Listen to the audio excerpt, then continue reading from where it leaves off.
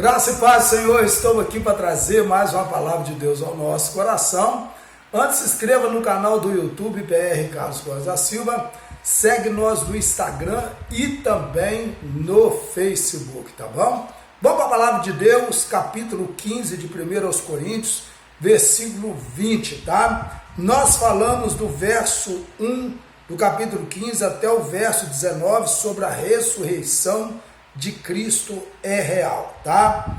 Do verso agora, e também nós falamos, do verso 12 até o verso 19, nós falamos que nós também ressuscitaremos. Paulo está falando sobre a ressurreição. E o verso 20 até o verso 34 vai falar sobre a ressurreição dos cristãos. Diz assim: mas de fato Cristo ressuscitou dentre os mortos e foi feito as primícias do que dorme. Então Paulo está afirmando aqui sobre essa verdade incontestável, ainda que havia pessoas ali contestando, mas Paulo é contundente naquilo que ele estava falando, né? Assim diz, o Espírito Santo, a ressurreição de Cristo garante a ressurreição de todos os santos. Verso 21 diz assim: porque assim como a morte veio por um homem, também por um homem veio a ressurreição. Então Cristo, ele morre, ele se entrega à morte, o homem morreu pelo pecado dele, mas Jesus morreu pelos nossos pecados e ressuscitou também, tá bom? Verso 22, porque assim como todos morreram em Adão, assim também todos serão vivificados em Cristo. Então, Adão não pôde salvar-se, mas Cristo salvou todos nós, tá certo? Verso 23, todos os santos, todos aqueles, Verso 23, mas cada um por sua ordem, Cristo as primícias, depois os que são de Cristo na sua vinda. Primeiro Cristo e depois todos os cristãos.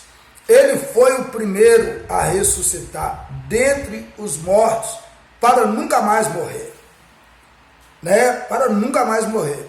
Nós morremos e vamos continuar mortos. Mas quem tem o poder de vencer a morte e de se levantar dali, ressuscitar o terceiro dia, nos ressuscitar, só Ele. Por isso que o Evangelho, o cristianismo, ele traz algo muito melhor do que qualquer religião. Por isso que ele não é uma religião, ele é o resgate do homem do pecado para Deus. Verso 24, depois virá o fim, quando ele tiver entregado o reino a Deus, o Pai, e quando houver aniquilado todo o império e toda a potestade e força. Que está falando a respeito da questão escatológica. Verso 25, porque convém que ele reine até que haja posto todos os inimigos debaixo dos seus pés. Verso 26, ora, o último inimigo que há de ser aniquilado será a morte. Paulo já falava sobre isso. A morte é um resultado do pecado, Romanos 3, 23. A cruz extinguiu todo o pecado. Depois da ressurreição, quando der aos santos corpos glorificados, será impossível pecar, inclusive durante o reinado milenar, o pecado ainda estará no mundo, mas não nos santos glorificados. Será erradicado quando Satanás e todos os seus anjos decaídos e espíritos demoníacos, mas todas as pessoas que seguirem e ser jogado no lago de fogo, onde permanecerão para sempre. Apocalipse, capítulo 20, do 11 até o 15.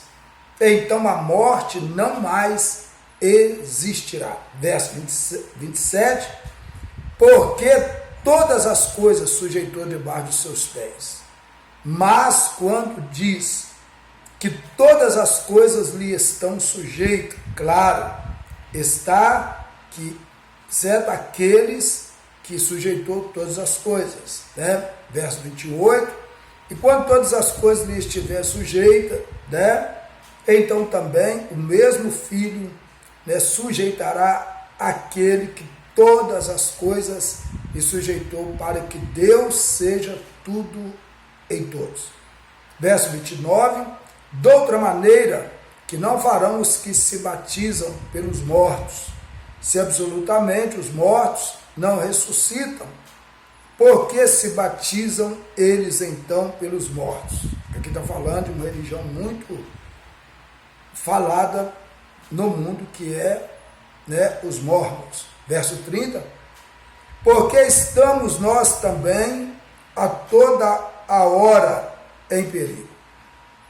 A ideia é que ele não viveria uma vida de risco constante se não houvesse ressurreição. Vamos orar? Vamos falar com Deus? Pai, muito obrigado por tudo. Continua conosco, trabalhando na nossa vida. Em nome de Jesus, amém, amém e amém. Deus abençoe sua vida. Querendo bom Deus, estaremos de volta amanhã com mais uma palavra de Deus ao nosso coração. Fica com Deus. Até lá, em nome de Jesus.